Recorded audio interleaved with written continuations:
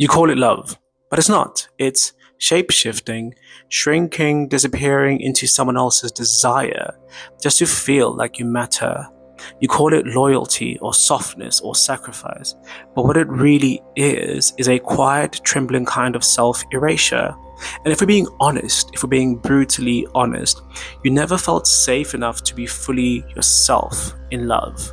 You felt chosen when you were compliant, you felt wanted when you were useful, and somewhere deep down, without ever saying it aloud, you learned that to be loved, you had to leave yourself. So let's sit with that for a second, because this isn't just about relationships, it's about identity collapse. It's about the way you start texting differently, dressing differently, laughing at things that aren't even funny, and offering silence when you want to scream. Because somewhere in your past, love became a transaction. Love meant safety, and safety meant performance. And so you became an echo in your own story. You don't fall in love, you simply just fold. You become the peacekeeper, the pleaser, the blank canvas for someone else's projections. You call this connection, but it's just a camouflaged version of abandonment. You think you're in love, but what you're doing really is abandoning yourself before someone else gets the chance to abandon you. And yes, that sounds a bit harsh, but I'm saying this because I see you, because I know the ache of being everyone's everything except your own. So let me tell you a short story. There was someone who loved deeply. They gave everything. They made space for another's storms without ever asking for shelter in return. They thought love meant never being too much, never asking for more than what was offered. But over time, they disappeared from the relationship. Their voice grew quieter. Their needs got quieter until one day they looked in the mirror and couldn't recognize the person staring back. Not because they changed, but because they edited themselves out of the frame entirely. And that's when it hit them. What they called love was just a well-practiced version of abandonment, a familiar ache dressed up as intimacy. And we do this all the time, especially those of us who were raised to be palatable, to be pleasing, to take up as little space as possible. We have become skilled in the art of being wanted, but not truly known. And we confuse this curated safety with peace. But there's a difference between peace and safety. Let's start with peace. Peace is rooted in presence, in truth, in mutuality. Safety, on the other hand, especially the kind built on suppression, is just fear dressed in softness. And too many of us are choosing the comfort of being tolerated over the risk of being seen. This is the soul's rebellion. Initially, it appears as burnout, as numbness. You look at your partner and feel absolutely nothing. Not because the love is gone, but because you are.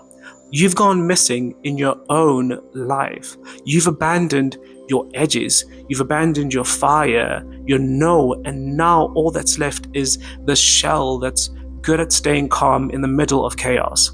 The self that gets praised for being low maintenance, for being chill and agreeable. The self that always gives one more chance and says it's fine when it truly isn't, and forgives without being asked.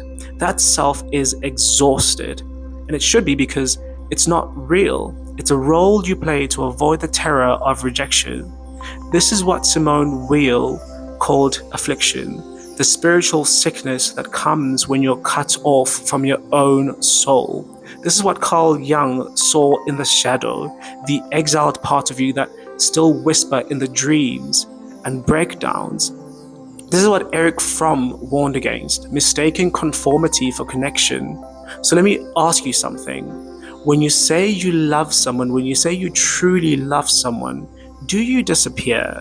Do you become easier to handle? Do you become less expressive, less alive? Do you hold back your truth because you're scared? it will scare them? Do you dim your light so they do not feel insecure? Do you shrink to fit their version of love? And if you do, is it love, or is it just a long, slow betrayal of your own becoming, of your own being? Pause with me here, because what if the breakdown isn't a failure? What if it's the beginning of something honest? We are not here to be consumed. We are not here to disappear. The soul doesn't thrive in shallow waters. It yearns the depth of intimacy and resonance. And that begins when we stop mistaking self-erasure for loyalty, when we stop abandoning our needs just to keep the peace, when we stop saying yes when every fiber of our body is screaming no.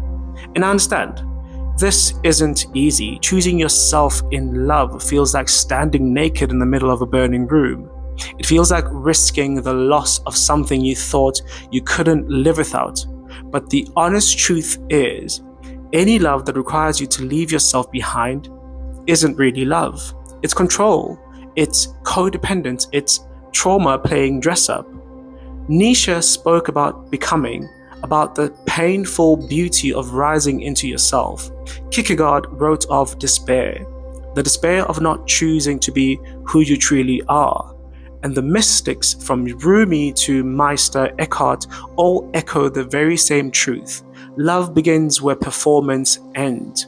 You do not need to earn presence. You don't need to beg to be heard. You don't need to disappear to be kept. You just need to return. You need to return to your own voice, your edges, your rhythm, your yes, your no, your sacred in-betweens. You need to reclaim the part of you that apologizes for existing. You need to reclaim the inner child who learned that survival meant silence. You need to reclaim the fire you were told was too much. And if someone walks away because of it, let them. That is not rejection. That is simply revelation, because real love doesn't ask you to trade authenticity for affection. Real love expands to meet you. It adapts, it listens, it softens, it stays. So if you've been disappearing in the name of love, come back. Come back to your body. Come back to your breath. Come back to the parts of you that ache for contact, not performance. Come back to the truth that you are worthy of being known, not just tolerated. That your voice is not too loud, that your needs are not too much, that your presence is not a problem to be solved. This is the beginning of intimacy, not just with others, but with yourself. So I'll leave you with this. What would it look like to stay with yourself next time when love comes knocking? Really ask yourself that. Leave your answer in the comment, because I really want to read them. And if you need more reminders like this, more soul, more silence, more space to be exactly who you are without editing, subscribe to the channel.